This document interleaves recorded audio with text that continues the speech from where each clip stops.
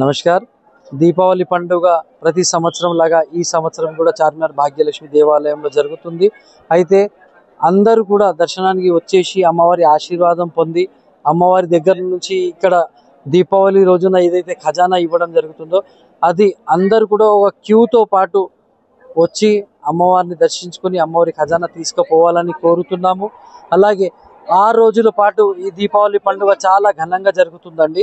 నిన్న ధనత్రయోదశి నుంచి మొదలైన పండుగ 23వ తేదీ భాయిదూజ్ వరకు జరుగుతుంది.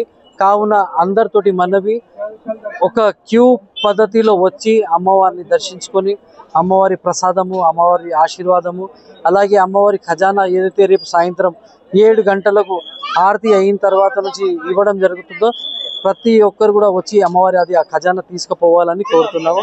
అలాగే అందరికీ కూడా చార్మినార్ భాగ్యలక్ష్మి దేవాలయం తరపున దీపావళి శుభాకాంక్షలు.